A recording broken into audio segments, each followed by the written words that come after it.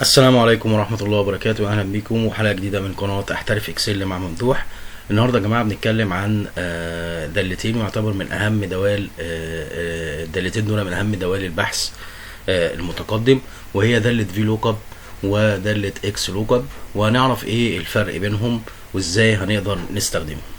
لو معانا مثال بسيط زي المثال اللي معانا دوت، مجموعة من الأسماء الموردين والمحافظات واسم المنتج والسعر والموديل وهكذا.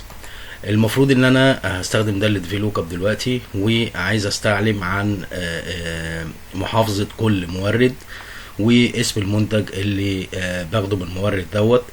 هنا هستخدم دالة في لوك اب. الاول هعمل داتا فاليديشن ليست لاسماء الموردين. هاجي هنا على قائمة داتا واعمل داتا فاليديشن، وهختار ليست واختار السورس بتاعي اللي هو اسم المورد ده كده، واعمل اوكي. هاجي افتح كده الاقي اسماء الموردين.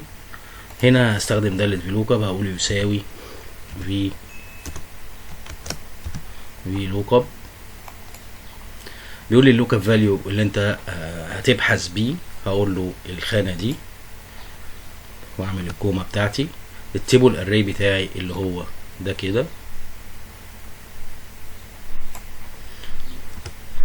الكولم اندكس انا هختار، انا هبحث عن المحافظة، فهو دوت كده يعتبر العمود رقم 1 2، فهو رقم 2.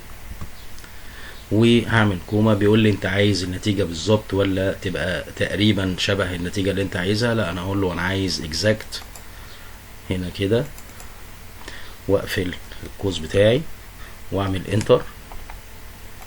هاجي هنا اختار مثلا، لو اخترت خالد مبروك الاقيه ان هو جايب لي الشرقية، خليها كده عشان تبان.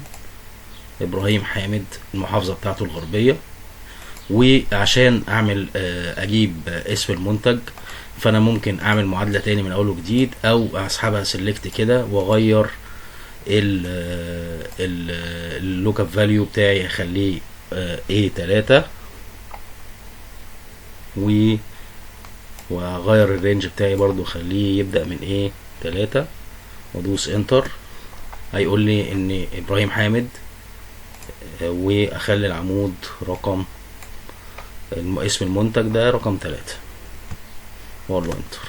بالظبط كده يبقى ابراهيم حامد منتج A3 F15 عمود رقم جي هنا، سوري، المفروض لوك اب فاليو بتاعي G3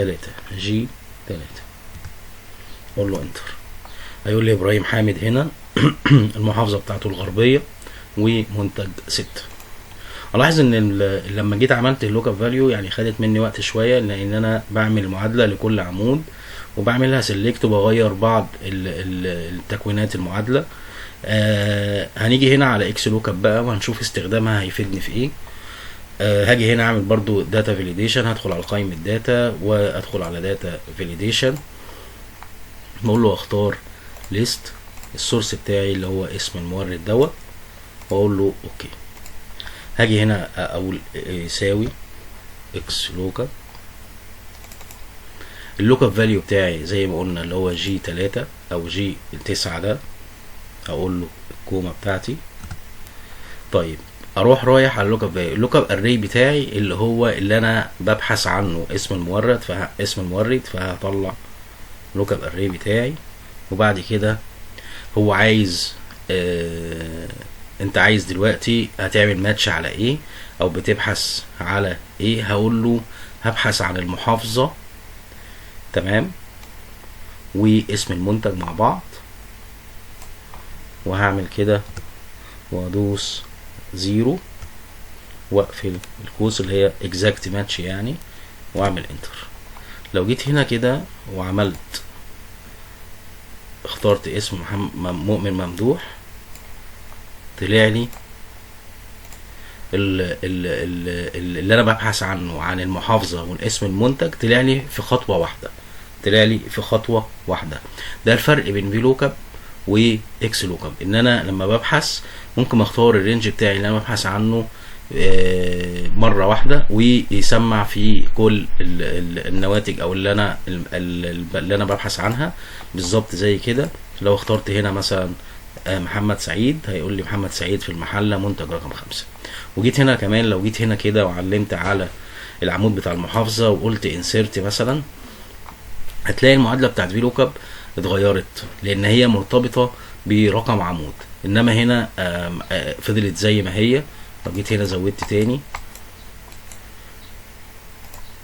بالشكل ده كده، برضو المعادلة زي ما هي معايا، لكن المعادلة بتتغير في الفلوكاب. لذلك لان دالة اكسلوكاب مهمة جدا وبتوفر في وقت والمجهود لو عندك داتا كتير والكلام دوت. بس كده خلاص. يا رب يكون الفيديو عجبكم. ما تنسوش دعم القناة بالاشتراك في القناة وتفعيل الجرس عشان يوصلكم كل جديد. وشكرا جزيلا لكم، والسلام عليكم ورحمة الله وبركاته.